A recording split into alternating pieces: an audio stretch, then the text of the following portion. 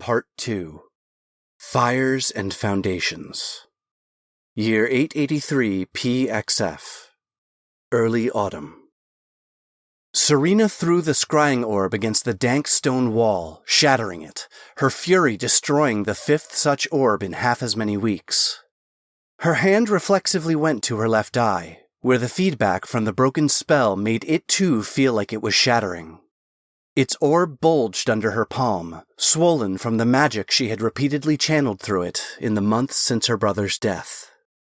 Her immediate ire was her inability to locate the vermilion blade, or, more accurately, she found it everywhere.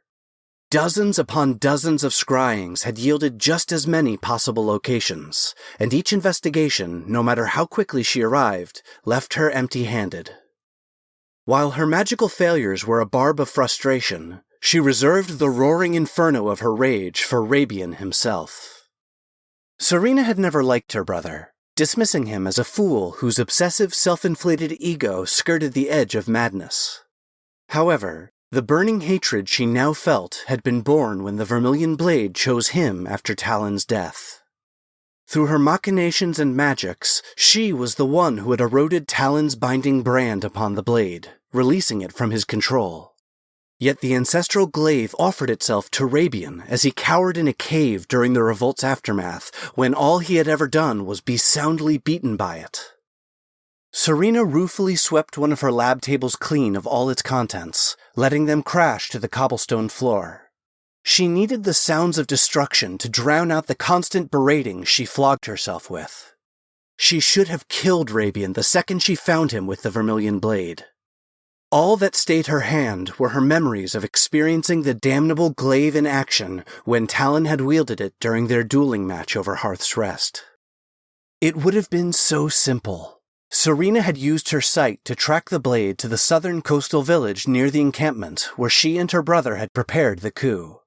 Throughout the frigid winter, the villagers scorned Rabian while embracing Osman whenever he arrived twice a month like clockwork. Quick with a smile and always generous with his skills, Osman inspired loyalty, while Rabian demanded obedience. Serena found her brother lording over the town from the gore-soaked tavern. Always one to keep a grudge, Rabian had created a throne in the main room, surrounded by the rotting heads of all who had dared to prefer Osman's kind geniality to his derogatory nobility. He was distracted, drug-addled, and overconfident from bullying unarmed civilians. Knowing all she knew, Serena was sure she could have ended him, despite him being the wielder of the Vermilion Blade. But instead, she bent the knee. Bowing to her brother but unable to set aside her pride, Serena attempted to fill the role Tommen played in Talon's life, controlling the cursed blade of her family's bloodline by puppeteering her brother. Disowned by their father, Eleryon in shambles, and the Corvermain estate deserted and warded against intrusion while Tommen faced trial, Rabian welcomed his little sister's guidance, and especially her magic. It had all been going according to her plan until Tommen reappeared with a reprieve from the Emperor. Serena paced around her lab restlessly. Her repeating path mirrored the circuit many of her experiments made within their cages. But currently, they all cowered as far from her pacing form as possible. Most had even quieted their incessant, pitiful mewling, recognizing their captor's volatile and dangerous mood. Serena realized too late that she had picked up a crystal vial as her rage splintered it into shards in her bare hand, the glass biting into her palm.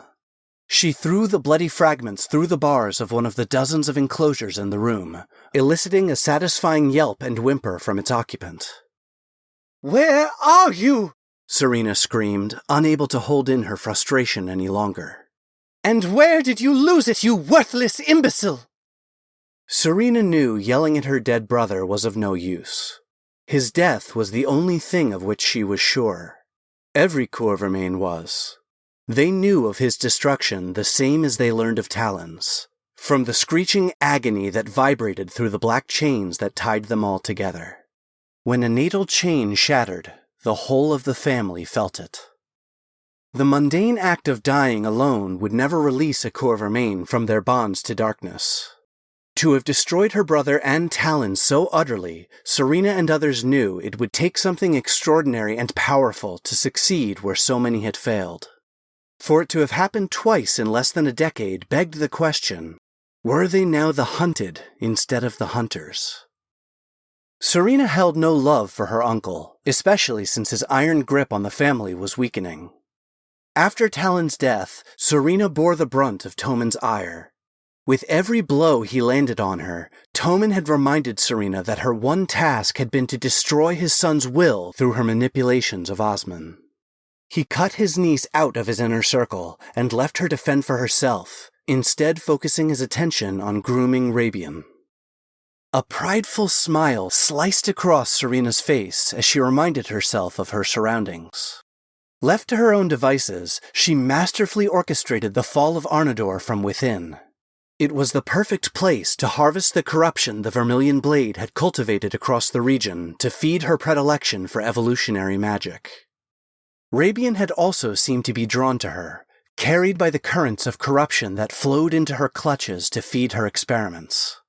As his tentative hold on sanity weakened, Rabian continually ranted that he was being denied the full extent of the Vermilion Blade's power.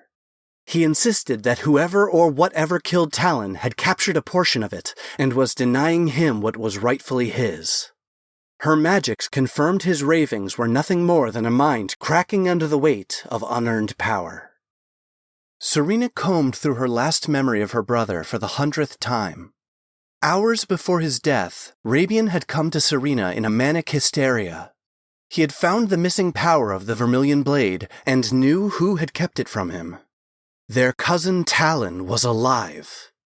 Serena did have to admit that there had been a strange vibration in the undercurrents of corruptive magic in Elleryon recently, but to hear her brother resurrect his lifetime of loathing Talon washed away all credence of his assertion. With little patience and in ill temper, Serena had goaded Rabian to face this imaginary Talon Coeur-Vermain in a one-on-one duel instead of with his horde of the Black Court. Hearing her condescension, Rabian stepped through the shadows in a huff without saying a word as to where he went to face this great foe. And then he was dead. Rage crept back into Serena's countenance as she slammed her fist down onto the sturdy ironwood work table before her, remembering the aftermath. When she had felt Rabian's natal chain break, she was sure the Vermilion Blade would be hers. When it hadn't appeared to her, and Tommen teleported into her lab weeks later, leaving Serena's arcane wards dissolving in tatters around him, she knew something was amiss. To this day, she could still hear Tommen's demand echoing through the room. "Find it. Draw on that abomination you bow to's eye if you must." Serena's scry was as efficient as it was powerful. Yet it showed the blade was in thousands of places simultaneously. Tommen read Serena's failure on her face before she could speak it. He struck her across the mouth with a vicious backhand, knocking her to the floor. "Another useless bitch." He spat his words at her prone form and vanished. Serena could still feel the rush of satisfaction that came with that blow that left blood on her lip and spattered across her cheek.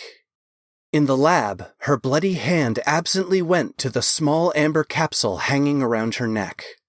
Within the translucent jewel was her most prized possession, 3 drops of Tommen Coeur-Vermain's blood.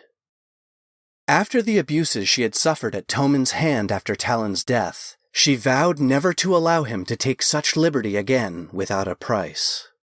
Serena had filed her teeth to near razor sharpness and hidden the fact with a glamour rune tattooed on the inside of her lip. The blood Tommen had drawn at his last visit was his own, not hers.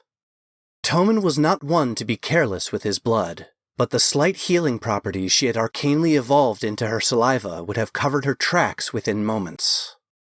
More to reassure herself that her deception remained undiscovered than from any pain it was causing, she spit into her wounded hand and watched as the lacerations slowly closed. Watching her flesh knit itself back together, an idea began to form.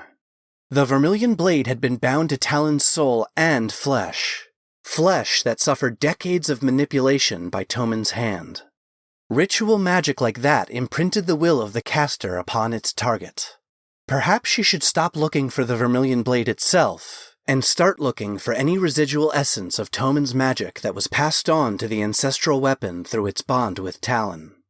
Magic that his blood could draw her gaze to. The casting she chose was not complex, but one she was uniquely attuned to excel at. Serena prepared the shallow container, leering over it impatiently as she waited for the liquid within to settle into a mirror-like sheen. Cracking the amber jewel around her neck, the 3 drops of Toman's blood barely rippled the surface of the arcane fluid as it entered and tainted the view within.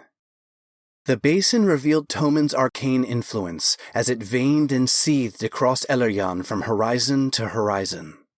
Serena turned her eyes away from the obscene display of Toman's overt and active corruption infecting the region. She sought something more subtle and out of character for him. Spells not of destruction, but the empowerment he had bestowed upon his son.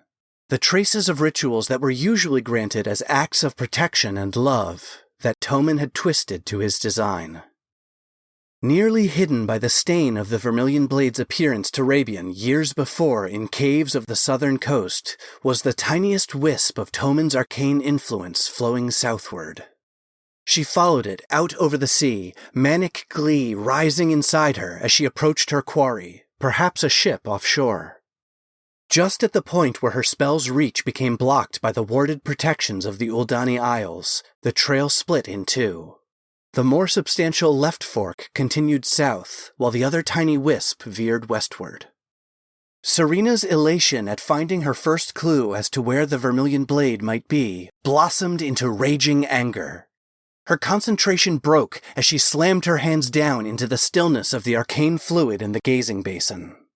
Jumping to her worst instinct at who the Vermilion Blade had gone to, and the all but impenetrable elemental wards it hid behind, she screeched in frustration. Osman!